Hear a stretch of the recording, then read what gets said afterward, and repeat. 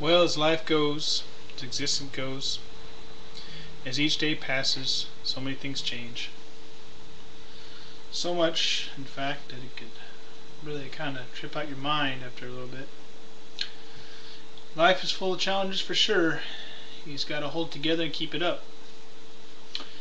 I look at it now and look back in the year previous and I wonder, you know, how much insanity can we deal with? What is life truly about? Is life only to die? I mean, what is it exactly? I guess it all depends on the person, interpretively speaking. Now, I'm here, I exist, and I'm excited about that.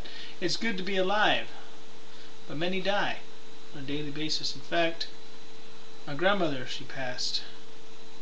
Not in pain anymore, but she passed, and that really hurt. It was really sad for me. Although I don't make it apparent because, guys aren't supposed to cry. They're supposed to be the rock in the family. They're supposed to be strong. And honestly, I didn't cry. I guess I'd accepted right she was going to die. I just didn't expect it to happen so soon. That was just the most insane thing about the whole process. That just astounded me. I mean, all of a sudden we get a message from my uncle and he's saying, well, you got to come to the hospital. You got to see how grandma's doing. Come say hello. I mean, he figured she'd be dying that night. So we leave the house at what was it?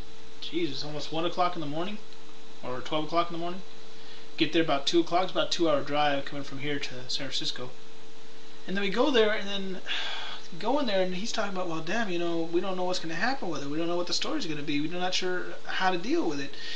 And so we all had a chance to go in there and to see my grandmother like that.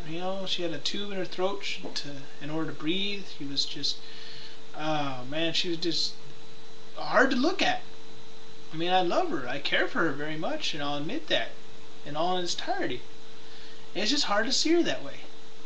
And yet, I guess I thought about it later and said, well, I don't think she's going to make the night. Maybe I decided that it was already done.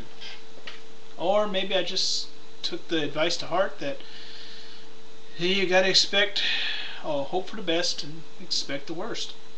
And so I expected the worst, because just a way to look at her, to see how she's doing, to see my grandmother like that when she was so strong before, was just a lot to deal with.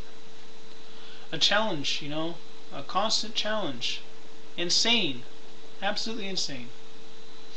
And so we're there, leave there about 3 o'clock, 2 o'clock in the morning, get back home about 4 o'clock in the morning. And then, after all that, next morning my uncle calls and says, well, she's dead. Grandma is dead. She died this morning. And I guess I thought about it and said, wow, that's pretty crazy. I just wish it wouldn't have happened like that, but it did. So, I mean, now we got to organize a funeral coming up, 2 days worth of events, just to pay your respects to someone you care for so much. And I think that's good. It's a good thing to do. It's just, I don't know, it was just a strange turn of events. Never really expected until, now, until this moment in time. And, well, I never would have expected to go down like this, but it did. And, that's pretty much the whole story. And this is after 2007 came to an end with an animal in a family dying, my grandfather dying, just my stepfather's mother passing. It's just been a really tough period of time. And it's just so much death that maybe I was already desensitized. I don't know. It's hard to say. But, I mean, like I said, I'm glad that she's passed. I'm glad that she's not dealing with pain anymore. But I'm sure just that it was tough for everybody, particularly my mother. She's very much sensitive about that matter because it's her mother. And that, of course, makes sense. So, I've been talking for a while about this and that and just kind of putting the word out. I'm sure people viewing this will realize the fact that they've lost people too, and they've dealt with it before also. And to realize that, just to keep that focus forward, to say, okay, right now we got a lot of things going on, but we got to focus forward. We got to focus forward. That's just the main thing about it. You got to focus forward. You got to grow. You got to increase who you are. You got to improve who you are. You got to live your life to the fullest, so the day you die, you've already lived a full life. Because we're going to eventually die. There's no doubt about that. There's going to be death one day. Just no one knows the exact time. And, you know, that's generally how it goes. And, well, that's why I say the Focus Forward Project. Focus-forward.blogspot.com, to look at things from a different perspective, to realize that life should be lived fully, not just let it pass you by. To realize that progress is a necessity, to realize you can move forward, and so you shall, by focusing forward.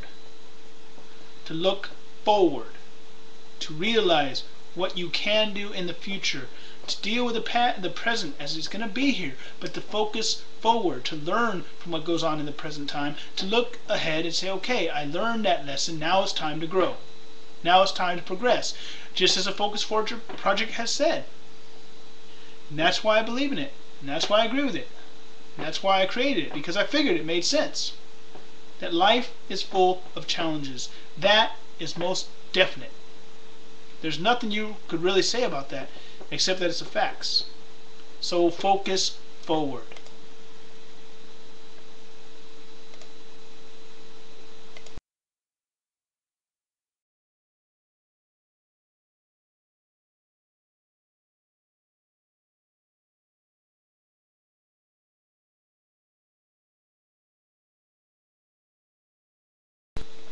Focus forward.